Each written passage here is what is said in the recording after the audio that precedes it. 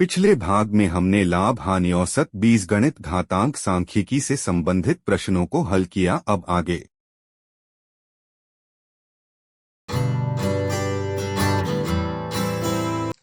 Hello dear student, सभी को नमस्कार। जैसा कि सीजी टेट और हॉस्टल वार्डन अर्थात शिक्षक पात्रता परीक्षा एवं छात्रावास अधीक्षक, शिक्षक पात्रता परीक्षा जो कि एक पात्रता परीक्षा और छात्रावास अधीक्षक मतलब जो एक पोस्ट है जिससे आपको जॉब मिलेगी, इन सब का छत्तीसगढ़ में वैकेंसी और पात्रता परीक्षा के लिए ऑनलाइन फॉर्म चालू हो चुका है। तो इसी संदर्भ में मैं आप सभी विद्यार्थियों के लिए सीजी टेट और हॉस्टल वार्डन मतलब शिक्षक पात्रता परीक्षा और छात्रावास अधीक्षक के लिए जो उसमें पोर्शन रहता है उसका एक भाग होता है गणित, उस गणित अर्थात मैथ सब्जेक्ट का वीडियो लेकर आ चुका हूँ। इस वीडियो में आपको विगत वर्षों में जो परीक्षा में पूछे गए महत्वपूर्ण प्रश्न उसका संपूर्ण विस्तार पूर्वक हल मिलेगा, बेसिक कॉन्सेप्ट क्लियर किया जाएगा, साथ ही साथ उसमें अगर कोई ट्रिक लगती है तो उस ट्रिक को भी आपको समझाया जाएगा। इससे पिछले बार हमने एक वीडियो इसका बना चुके हैं, पहला पार्ट। आज हमारा ये दूसरा पार्ट है। सीजी व्यापम में तो देखा जाए तो समय इतना देता है कि आपको बेसिक पढ़ना ही पड़ेगा, लेकिन कुछ लॉजिक भी छुपा कर रखता है। तो चलिए, क्या है वो चीजें और क्या महत्वपूर्ण प्रश्न आज के इस वीडियो में मिलेंगे, मैं आपको ले चलता हूं अब टॉपिक वाइज। तो सभी विद्यार्थियों से अनुरोध है कि जो लोग हमारे चैनल में नए हैं वो लोग सब्सक्राइब कर लीजिए, क्योंकि अब जितने भी वैकेंसी आते जाएंगे उन सब का हम लोग वीडियो धीरे धीरे लाते जाएंगे। हॉस्टल वार्डन का एक पर्टिकुलर और जो सीजी टेट के लिए अलग से, जो खाली सीजी टेट के लिए है उसका अलग वीडियो बनेगा, लिंक आपको डिस्क्रिप्शन बॉक्स में मिल जाएगा। जो विद्यार्थी पहला वीडियो नहीं देखे हैं उनके लिए भी हमने लिंक डिस्क्रिप्शन बॉक्स में अवेलेबल कर दिया है। तो चलिए शुरू करते हैं आज के इस सेशन की जबरदस्त। तो चलिए, सभी विद्यार्थियों का मैं पुनः अपने इस प्यारे से चैनल में हार्दिक अभिनंदन एवं स्वागत करता हूं, जिसका नाम है आपका अपना प्यारा सा चैनल बीके मैथ्स एजुकेशन।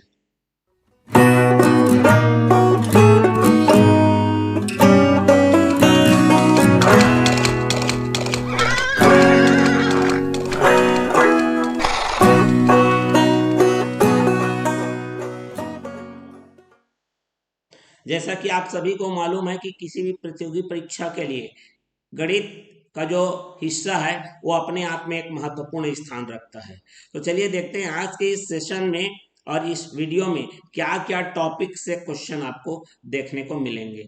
तो सबसे पहला है आज का हमारा चाल, दूरी और समय, इस टॉपिक से आपको प्रश्न मिलेगा। दूसरा है अनुपात, समानुपात से संबंधित प्रश्न मिलेगा। समीकरण हल करने पर मिलेगा। क्षेत्र मिति, वैसे तो क्षेत्र मिति इतना अथाह है, समुद्र जैसा है, आप उसमें डूब जाओगे, है ना। लेकिन मैं आपको बता दूं, इसमें क्षेत्र मिति में जो हमारा त्रिविम वाला है, दो प्रकार का होता है, त्रिविम वाला प्रश्न आया हुआ है और एक होता है ज्यामिति। ये भी समझ लीजिए समुद्र है, समझ रहे हैं बात को, समुद्र है, गहराई बहुत है इसमें, लेकिन कोई दिक्कत नहीं है। लॉजिकल भी होता है, ट्रिकी भी होता है और कॉन्सेप्चुअल भी होता है, एक एक करके आपको बिल्कुल समझा देंगे हम। तो चलिए प्रश्नों की ओर बढ़ें, बिल्कुल बढ़ जाते हैं। ये देखिए प्रश्न आ गया है हमारा, इतना बेहतरीन प्रश्न बनाया ना सीजी व्यापम में, देख के मेरा दिल खुश हो गया इसको, है ना। क्या लिखा है, एक कार का ड्राइवर 36 किलोमीटर प्रति घंटा की रफ्तार से चलाते हुए देखता है कि एक बस उससे 40 मीटर आगे है। 20 सेकंड बाद बस उससे 60 मीटर पीछे हो जाती है, तो बस की गति है, मतलब क्या है पूछ रहा है। जानते हो, इस प्रश्न को बनाने वाले को ना मैं सैल्यूट करता हूं, क्योंकि इसमें बनाना ही नहीं है। लगेगा सर बनाए कैसे, बिना बनाए सॉल्व कैसे हो जाएगा।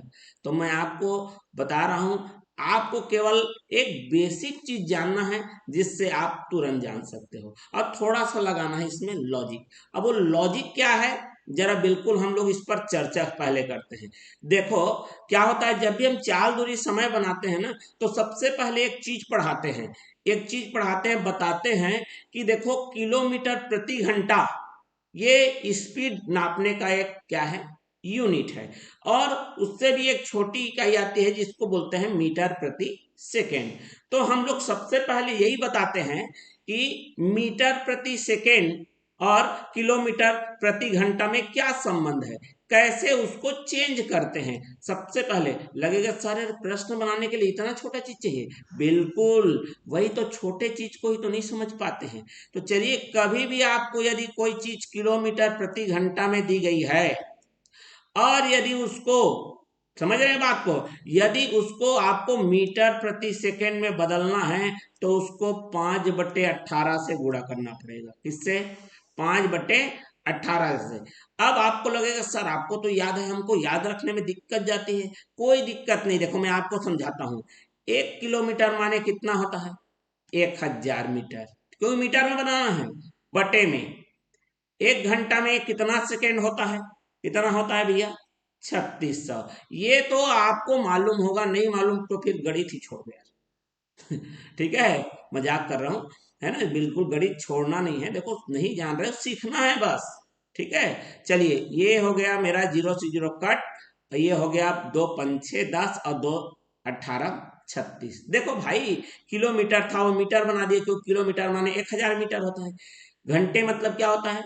3600 सेकेंड होता है, इसलिए 3600 बटे में कर दिया, कितना आ गया? 5/18। इसीलिए 5/18 गुणा करते हैं। जिनको नहीं मालूम आज जान लो भाई मेरे, रटना कुछ नहीं है। समझ रहे हो बात को? अब देखो एक चीज जान गए, अब एक चीज जान गए, इसको उल्टा करना है। तो मीटर प्रति सेकेंड को यदि आप बनाओगे किलोमीटर प्रति घंटे में, तो क्या करना है? जस्ट उल्टा। क्या गुणा करना है? 18 बट्टे में क्या करना है? 5 गुणा करना है। बस कहानी खत्म। ठीक। अब आप देखो यहां पर आपको जो प्रश्न दिया है वो 36 किलोमीटर प्रति घंटा। पहले प्रश्न को आप समझो। एक कार है भैया, देखो कार यहां पर, समझ रहे हो बात को? बिल्कुल कार है। और एक बस है जो 40 मीटर आगे है ना।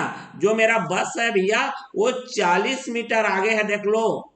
समझा रहा हूं, लॉजिक छुपा हुआ है। वो पहले प्रश्न को नहीं समझोगे तो आप सीधा कौन सा ट्रिक लगेगा यार, कौन सा ट्रिक लगेगा यार, अरे कौन सा सूत्र लगेगा, हड़बड़ा जाते हो।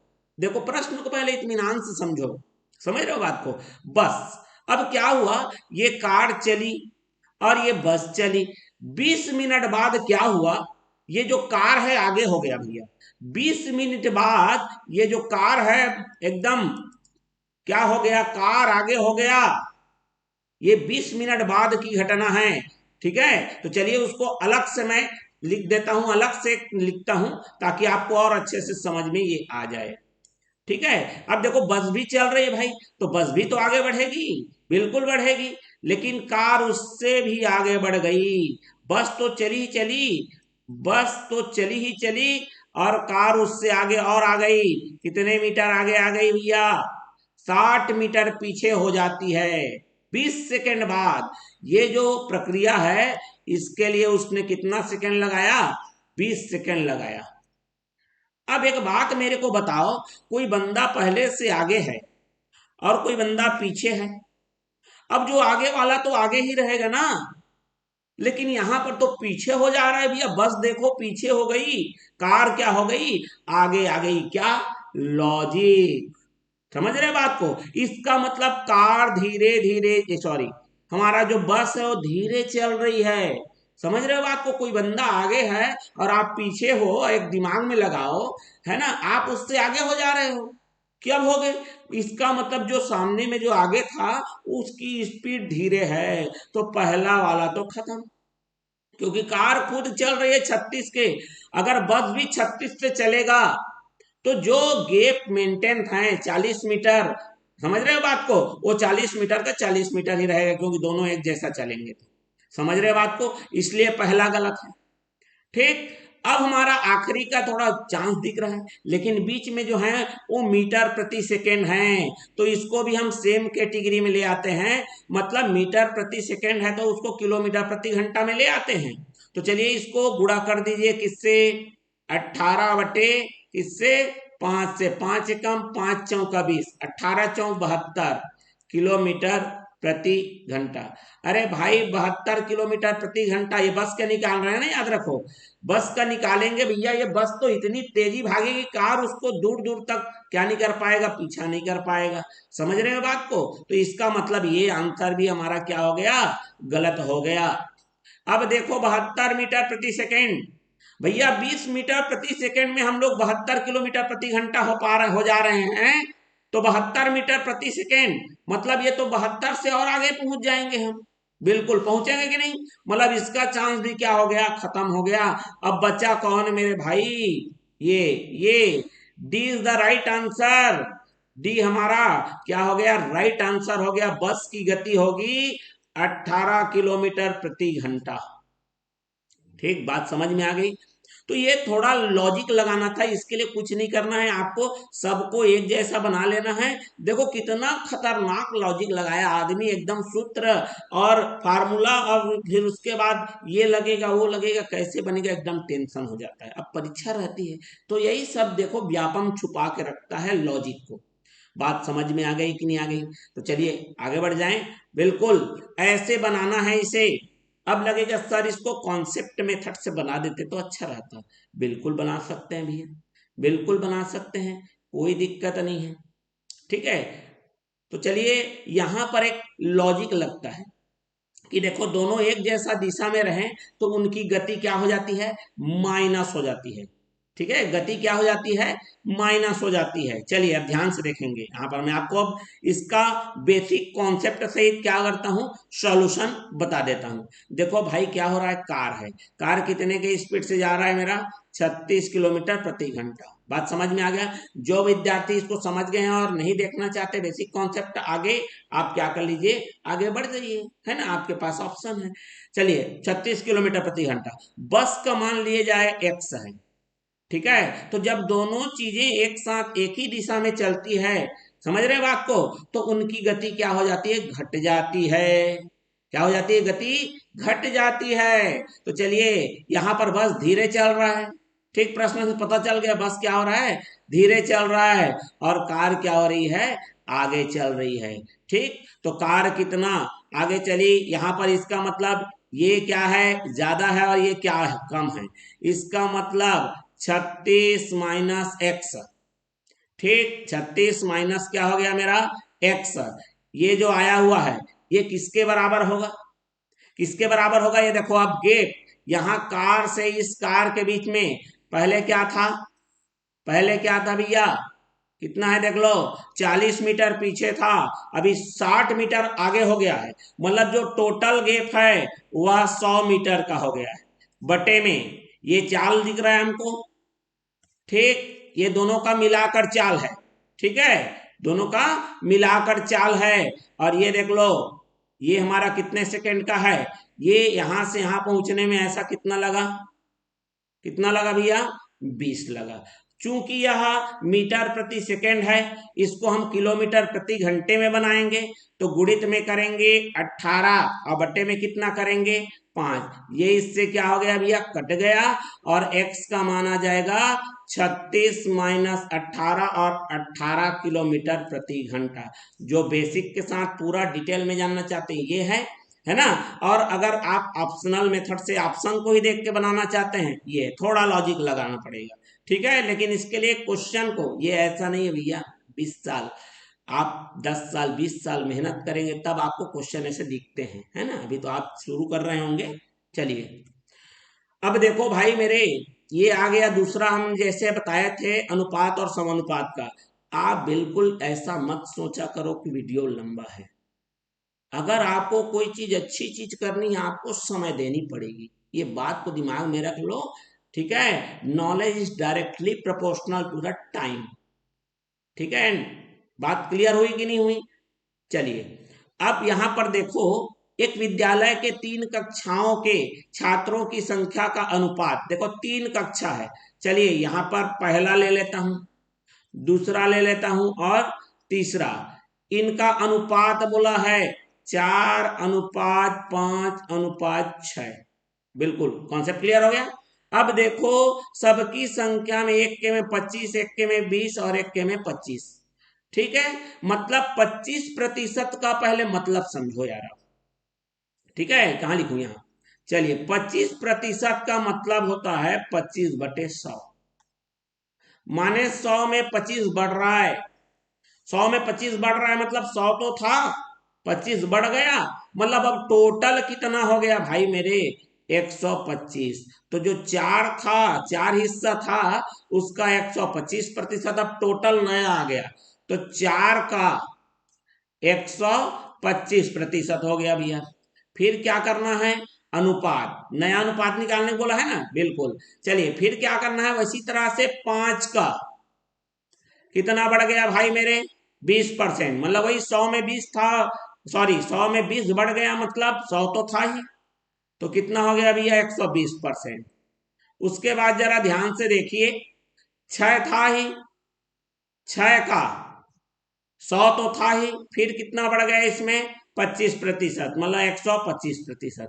प्रतिशत सबके पास है, जब भी ऐसा अनुपात रहता है जो चीज सबके पास है वो एक साथ कटेगी, ठीक है, का मतलब गुणा होता है, नहीं जानते जान लीजिए, ठीक है, तो 4 गुणित 125 अनुपात 5 गुणित 120 अनुपात 6 गुणित 125, सब 5 से कटेगा भैया, बिल्कुल, 5 का 25 बार में, 5 का एक बार में, 5 का 25 बार में एक बार और 5 से कटेगा, 5 पचे 25, और 5 का 24 बार में, और 5 का 5 बार में, फिर 2 से कटेगा भाई मेरे, 2 दूने 4, 2 बारम 24 और 2 तिया 6। अब यहां पर और कुछ नहीं कटने वाला है, ठीक है, तो 2 पंचे कितना हो गया मेरा 10, फिर आ गया यहां पर 12 बच गया है, और ये आ गया मेरा 3 पंचा 15, क्या दिया है 10 12 15 कहीं दिया हुआ है क्या भाई मेरे,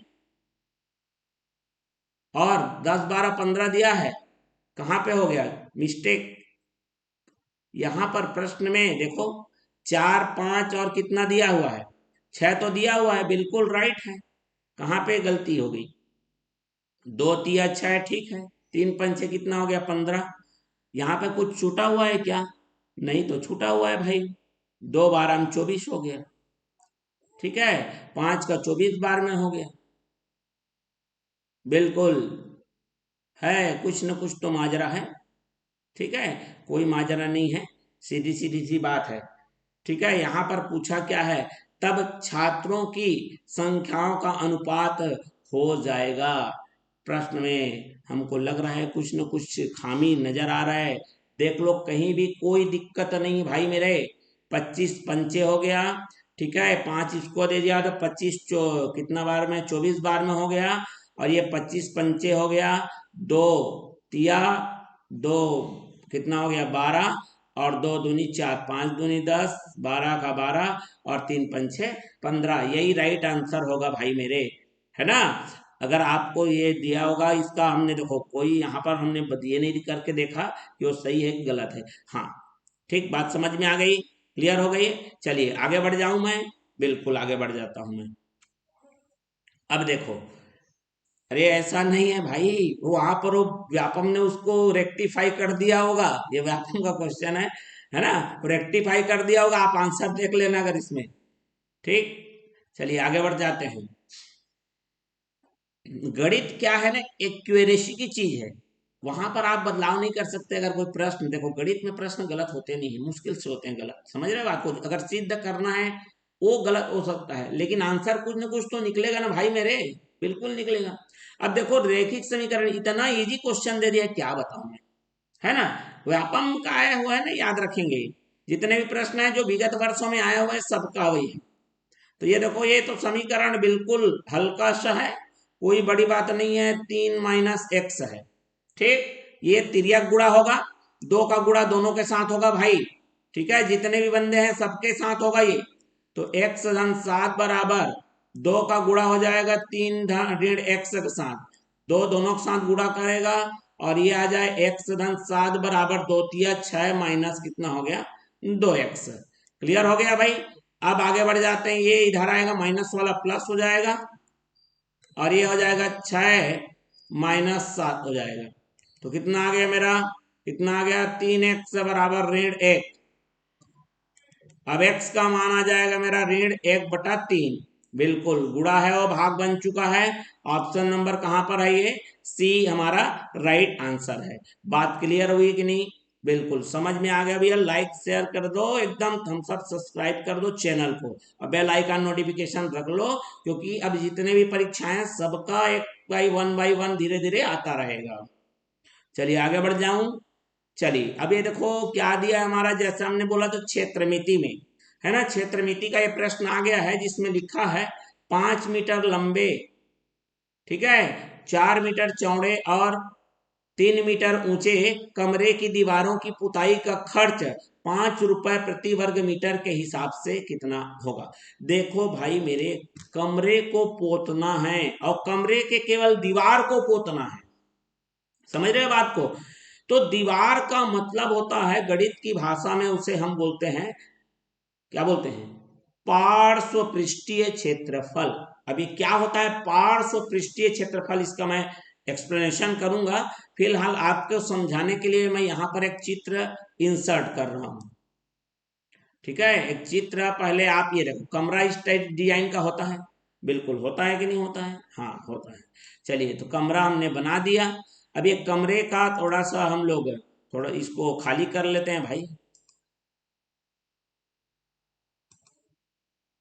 चलिए हमने खाली कर दिया, बात समझ में आ गया। थोड़ा सा इसका इंक्रीज कर देते हैं मोटाई को, ठीक। चलिए ओके, चलिए कोई दिक्कत नहीं, थोड़ा सा वेट तो करना पड़ता है।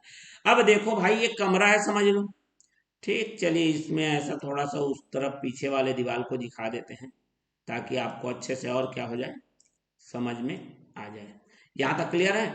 अब देखो पार्श्व का मतलब होता है ये जो ऊपर है वो छूटेगा और नीचे छूटेगा, ये पार्श्व का मतलब अगल बगल, ये दीवार है उसी को पार्श्व पृष्ठ क्षेत्रफल बोलते हैं गणितीय भाषा में। तो ठीक है, अब दिमाग लगा देखो, अगर मान लो आपको सूत्र याद नहीं है लेकिन आपको क्षेत्रफल अगर मान लो ऐसा चौकोन वाला पढ़े होगे जिसको आयत बोलते हैं, मालूम है कि नहीं मालूम है। अगर ऐसा बोला जाए तो इसका लंबाई गुणित चौड़ाई है, तो पढ़ा होगा ना, इसको तो बचपन से पढ़ते आ रहे हो भाई, क्या दिक्कत है, खुद ही सूत्र बना लो ना। देखो वैसे तो फिलहाल इसका सूत्र समझा देता हूं, ठीक है। अगर सूत्र आपको नहीं मालूम है, भूल गए हो, तो आप कैसे बनाओगे वो बताऊंगा।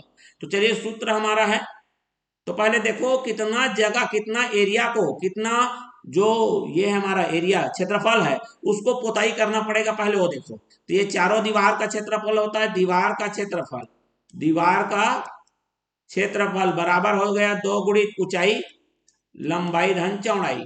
ये सूत्र होता है, नहीं मालूम कोई दिक्कत नहीं, उसका भी बताऊंगा, उसका भी समस्या का निदान है मेरे पास। ऊंचाई कितना दिया है देख लो 3, लंबाई धन चौड़ाई 5 धन 4, 5 4 9 3 27, दोनों कितना हो गया भैया 54 वर्ग मीटर। वर्ग मीटर में आएगा, याद रखो क्षेत्रफल है आयतन नहीं है। अब इसमें बोला है प्रति, प्रति माने होता है एक, एक वर्ग मीटर का 5 रुपया है। हमको कितने दीवार कितना है टोटल 54 वर्ग मीटर है। तो यहां पर ले लेते हैं अपन खर्च, खर्च कितना हो जाएगा 54 गुणित 5, 5 से क्यों गुणा क्यों, क्योंकि एक वर्ग मीटर का 5 रुपया लग रहा है, हमको कितने को पुताना है 54 को, ठीक है। 54 पंचे होता है 270, तो हमारा 270 रुपया खर्चा आएगा, जो कि ऑप्शन नंबर सी में है। अब वो विद्यार्थी जिन लोग को लगता है कि सर हम भूल गए, तो अरे कोई बात नहीं, ये देखो ये लंबाई है, ये चौड़ाई है, दिया तो है ना, ये कितना हो गया मेरा 5, चौड़ाई कितना दिया है, चौड़ाई इधर होगा ना, चौड़ाई है, ठीक। तो लंबाई चौड़ाई तो लेना नहीं है। अब ऊंचाई कितना है देखो 3, तो ये 3 है, तो ये भी क्या हो जाएगा 3। ये देखो सामने पोतोगे कि नहीं पोतोगे, इतना को पोतोगे कि नहीं, तो कितना हो गया 3 पंचे कितना हो गया भाई 15, पीछे वैसे ही पोताएगा कि नहीं पोताएगा, तो 5 दिया कितना हो गया 15, ठीक। बगल पोताएगा कि नहीं पोताएगा, बिल्कुल, तो 4 दिया 12, ये बगल पोताएगा कि नहीं पोताएगा, तो ये आ गया मेरा 4 और ये कितना आ गया मेरा 3, 4 दिया 12, कितना पोतना पड़ रहा है देखो, टोटल कितना एरिया को पोतोगे, तो ये हमारा आ गया 54, आ तो गया ना 54, कितने के दर से, कितने के हिसाब से, कितने के भाव से, 5 के हिसाब से गुणित में कर दो, कितना 5। अरे भाई सूत्र याद रखोगे रटोगे तभी बनेगा गणित, ऐसा नहीं है। ये भ्रांति बिल्कुल छोड़ दो, समझ रहे हो बात को। जब तक भ्रम में जियोगे ना बिल्कुल गणित नहीं बनेगा। ये देखो आ गया एक नया प्रश्न। क्या नया प्रश्न है भाई आज का, ये देखो हमारा कितना दिया हुआ है यहाँ पर देख लो, दिया हुआ है भैया सत्य असत्य। ये अगर ऐसा पूछे मतलब समझ लो आपका टाइम जाने वाला है, ठीक है भाई जी। लेकिन व्याकरण क्या करता है, थोड़ा टाइम टेकिंग वाला प्रश्न बनाता है, आपको डायरेक्ट नहीं पूछेगा। अब खोजने को बोलेगा, खुद ही उस समुद्र में खोजते रहो भाई, बुनता हुआ पूरा एकदम लगा देगा, पूरा सब चीज प्रोटेक्शन देगा, मार्क्स वार्क्स सब। बोलेगा जाओ समुद्र में खोज के मोती लेके आओ मेरे लिए। ये वही प्रश्न है, समझ रहे बात को। ये देखो इसको क्या बोलते हैं वो नहीं पूछेगा, बोलेगा वो जो अंदर है ना उसको खोज के लाओ बोलेगा, खुद ही खोजना रहेगा। तो भैया सब चीज को परख पूछ के देखना पड़ेगा कि नहीं पड़ेगा। बात समझ में आ गया। मान लो कोई चीज खरीदना है, चलो उठा के ले आओ सीधा है। आप छांट के खरीदो बोलोगे मतलब समय लगेगा भैया, बिल्कुल लगेगा कि नहीं लगेगा। वही चीज है यहाँ पर, छांट लो बोलता है। तो यहाँ पर देखो क्या बोला, इनमें से कौन सा कथन सत्य है। अब खोजो कौन सा सही है कौन सा गलत, खोजने में टाइम लगेगा ना भाई। तो चलिए देखते हैं क्या लिखा है। आयत के विकर्ण एक दूसरे को संविभाजित करते हैं। अब देखो यहाँ पर एक बार आयत के बारे में बोला है, एक बार समलम के बारे में बोला है, एक बार वर्ग के बारे में बोला है, फिर समलम के बारे में बोला है। सबके बारे में अलग अलग जानकारी रखना पड़ेगा। अगर इसी को पूछता कि आयत का फलाना होता है कि नहीं होता है, तो एक ही चीज को दिमाग में रखना पड़ता है। इसीलिए बोलता हूं बेसिक आपको पढ़ना ही पड़ेगा, समझ रहे हैं बात को, आप उससे दूर नहीं भाग सकते। ठीक, चलिए अब ये आयत क्या होती है जानते होंगे आयत को, है ना। जिसके आमने सामने की भुजा क्या होती है, बराबर लंबाई के होते हैं, आमने सामने। ये इसका आमने सामने है ना, इसको आयत बोलते हैं। विकर्ण किसको बोलते हैं, ये देखो ये तिरछा गया ये, है ना। अब उसमें अगर मान लो विकर्ण आ गया तो ये तिरछा गया, ऐसा नहीं लिख देना है, समझ रहे हो बात को। इसको क्या बोलते हैं, इसको मैं समझाता हूं मैं। आमने सामने की भुजाएं ऐसी समांतर चतुर्भुज, है ना, समांतर चतुर्भुज का एक प्रकार है ये। तो ऐसा समांतर चतुर्भुज जिसके आमने सामने की भुजा बराबर होती है उसे आयत कहते हैं। विकर्ण किसको बोलते हैं, ऐसा रेखाखंड, आय मतलब कोई भी बहुभुज का ऐसा रेखाखंड जो उसके आसन्न आसन्न शीर्ष को छोड़कर मिलाने वाला रेखाखंड को। अब आसन्न क्या है, देखो नया नया शब्द इस्तेमाल होगा। आसन्न माना होता है अगल बगल, मतलब जैसे यहां पर से लिए तो उसके अगल को नहीं लेना है और बगल को नहीं लेना है, रिद्धि सिद्धि को नहीं लेना है। उसके बाद जो भी सामने में दिखेगा सबको कोनिया से मिलाते जाओ, बस कोनिया कोनिया, है ना। अब लगेगा अरे चार भुजा वाले में नहीं रहता, पांच वाले में भी रहेगा कि नहीं रहेगा, रहता है कि नहीं रहता है। देखो ये देखो, इसके अगल बगल रिद्धि सिद्धि को छोड़ो, इसको बोलते हैं आसन्न। उसको छोड़कर आप बाकी लोग से मिला दिए मतलब वो उसका विकर्ण बन गया, दिमाग में रख लो। ठीक है, अगल बगल को क्या बोलते हैं, आसन्न। अंग्रेजी में बोलते हैं एडजेसेंट, समझ रहे हो बात को। ठीक, क्लियर हो गया। तो विकर्ण का एक निश्चित परिभाषा पता चला, विकर्ण का परिभाषा पूछ दिया और मालूम ही नहीं है आसन्न क्या होता है, फिर तो हो गया, वो परीक्षा में छूटेगा ना भाई, इसीलिए बता दिया मैं। क्लियर है, चलिए तो यहां पर हो गया। तो एकदम ये राइट बात है भाई, एकदम राइट बात है कि एक दूसरे को क्या करते हैं, संविभाजित करते हैं, बराबर भागों में यहाँ पे कटेगा वो बराबर टुकड़ों में बांटता है। दूसरा क्या बोलता है, समलम। अब ये समलम कौन सी चिड़िया का नाम है, समलम का मतलब होता है देखो ये आ गया समलम। ठीक है, देखो क्या होता है ना, एक समांतर चतुर्भुज होता है जिसमें आमने सामने ये इसके समांतर और ये इसके समांतर। लेकिन समलम एक ऐसा चतुर्भुज होता है जिसमें केवल एक ही जोड़ी आपको समांतर दिखेगा, उसको हम लोग समलम चतुर्भुज बोलते हैं। ठीक है, एक समांतर चतुर्भुज होता है। तो भैया समलम चतुर्भुज कैसे समांतर होगा भाई, ये तो गलत हो गया ना, बिल्कुल गलत बात है। ठीक है, अब तीसरा चेक करते हैं, एक चतुर्भुज जिसके चारों भुजाएं बराबर है भैया, एक चतुर्भुज जिसके चारों भुजा बराबर होते हैं उसको क्या बोलते हैं, वर्ग। खुशी के मारे ठिकाना नहीं रहेगा, लेकिन एकदम खुशी के मारे एकदम ठिकाना नहीं रहेगा, अरे एकदम सही नजर आ रहा है, बिल्कुल गलत बात है भैया। लगेगा सर अभी तो चित्र बनाए हो, अरे एक ठो चलो एक ठो और चित्र बनाता हूँ। इस डिजाइन का आप चित्र देखे हो, कभी देखे होगे इस डिजाइन का चित्र? इस टाइप का भी रहता है, थोड़ा टेढ़गी टाइप का रहता है ना, टेढ़गी मतलब तिरछा, समझ रहे हो बात को? तो ये जो रहता है इसमें भी चारों भुजा बराबर दिखता है, देखना कभी, इसको बोलते हैं सम चतुर्भुज। तो खाली चार भुजा बराबर हो जाने से उसको वर्ग घोषित नहीं किया जा सकता, वो सम चतुर्भुज भी हो सकता है, याद रख लो। ठीक है, वर्ग होने के लिए चारों भुजा के साथ साथ कम से कम एक कोण क्या होना चाहिए, 90 अंश होना चाहिए। तो ये भी खत्म हो गया, इसकी कहानी भी खत्म। ठीक है, अब क्या बोला है, एक समलंब के विकर्ण कहां समान होते हैं भाई, एक बड़ा एक छोटा बना दो, ये छोटा ले लो ये, और ये बड़ा बना दो, कहां दिखा भाई, मेरे को बराबर तो नहीं दिख रहा है, ये भी गलत हो गया। मतलब क्या समझ में आया, केवल पहला वाला ही सही है, बाकी क्या है, गलत है। बात समझ में आ गया?